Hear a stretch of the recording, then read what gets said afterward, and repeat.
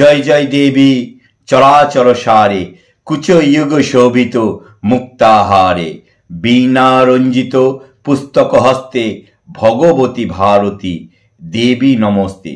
বিশেষ এই মন্ত্রটি দেবী সরস্বতীর প্রণাম মন্ত্র। আগামীকাল অর্থাৎ 2রা জানুয়ারি এবং 3রা জানুয়ারি অনুষ্ঠিত হচ্ছে সরস্বতী পুজো। আমরা সকলেই জানি যে মাঘ মাসের শুক্লা পঞ্চমী তিথি বা শ্রী পঞ্চমী বা বসন্ত পঞ্চমীতে অনুষ্ঠিত হয়ে থাকে দেবী সরস্বতী পূজা অনুষ্ঠান। ভারতবর্ষের বিভিন্ন প্রান্তেই শ্রদ্ধার সাথে পালিত হয় এই পূজা অনুষ্ঠান। আমরা দেখতে পেলাম যে এই মন্ত্রের মধ্যে দেবী সরস্বতীকার নাম উল্লেখিত না থাকলেও তিনি ভারতী হিসেবে সম্বোধিত হয়েছে, অর্থাৎ ভগবতী ভারতী দেবী নমস্তে। ভগবতী অর্থাৎ ভগবত মানে ভগবানের স্ত্রীলিঙ্গ রূপী হচ্ছে ভগবতী, আর ভারতী অর্থাৎ ভারতের স্ত্রীলিঙ্গ রূপ বিশেষ ভারতী।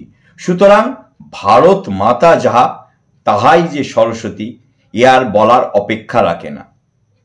ভারত ভারত কথাটির একটি গূঢ় তত্ত্ব বা আধ্যাত্মিক রহস্য রয়েছে। ভা অর্থাৎ প্রভা বা দ্যুতি, এবং র শব্দের অর্থ বহ্নিবীজ এবং ত শব্দের অর্থ তারণ।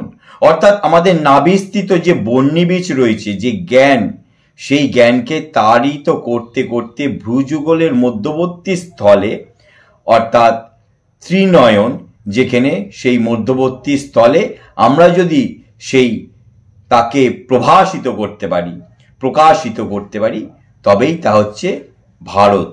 অর্থাৎ সম্পূর্ণ জ্ঞান লাভের পরেই তাকে ভারত নামে সম্বোধিত করা যায়।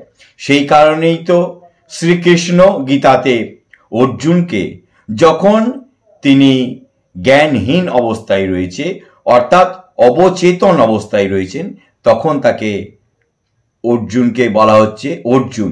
আবার যখন সে জ্ঞানে প্রভাসিত হয়েছে অর্থাৎ তিনি যখন প্রজ্ঞা লাভ করেছেন, তখন তাকে বলা হচ্ছে ভারত।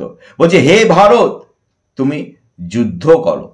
অর্থাৎ ভারতী যে স্ত্রীলিঙ্গ রূপে ভারতী হয়েছে, এটা তো এই বাক্যেই প্রমাণিত।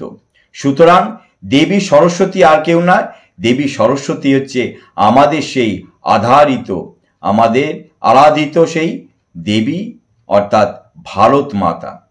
আমরা সত্যি গর্বিত যে আমরা এই ভারতবর্ষে বসবাস করছি।